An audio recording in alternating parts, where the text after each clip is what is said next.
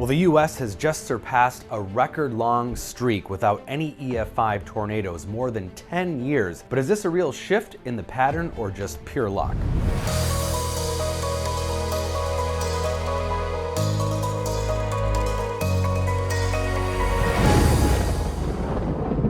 So we have surpassed the 10-year mark without an EF-5 tornado in the U.S. The record longest streak since we've kept track of this since 1950.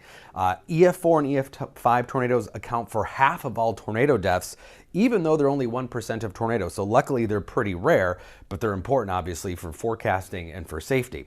When we look at EF-5 tornadoes since 1990, we had kind of a regular number, 1 to 2, 3 per year.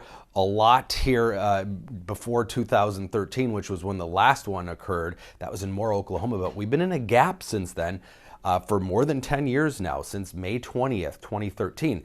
But we actually are right on track for the normal amount of tornadoes pretty much. The average is about 1,200 per year. There was a slight uptick in the 90s and 2000s, but we're not seeing a big decrease in the number of tornadoes, just maybe a gap here in the most intense tornadoes, those EF-5 tornadoes. So this is a picture of that Moore, Oklahoma tornado, EF-5, May 20th, 2013. It was on the ground for 14 miles, 40 minutes, 1.1 miles wide.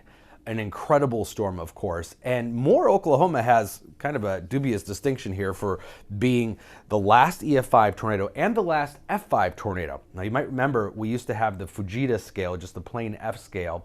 That was switched to the Enhanced Fujita Scale in 2007. That 1999 outbreak, 41 deaths from that storm. So the difference in the Fujita and Enhanced Fujita Scale is some slight changes in what we use for the wind speeds for each one, but it also takes into account the greater variability in damage. So it is literally an enhanced scale, more accurate, and we've adjusted many of the storms from the previous times to these EF scale or rated tornadoes. This is the path that the Moore, Oklahoma tornado took in 2013 with its intense damage, and again, it was on the ground for quite some time there, of 40 minutes or so. Here's radar imagery from that day. On the left, we have the base reflectivity, which is looking at the precipitation basically at the base of the storm, and you can see that very defined hook. And then this is looking at the storm relative velocity. Red and green means two different wind speed directions, and when we see this couplet, or those two together, that means we have rotation in the storm. Now we can kind of compare this gap to hurricane variability too. We just so happen to not have any major, that's 3 or higher, hurricanes from 2005 to 2016.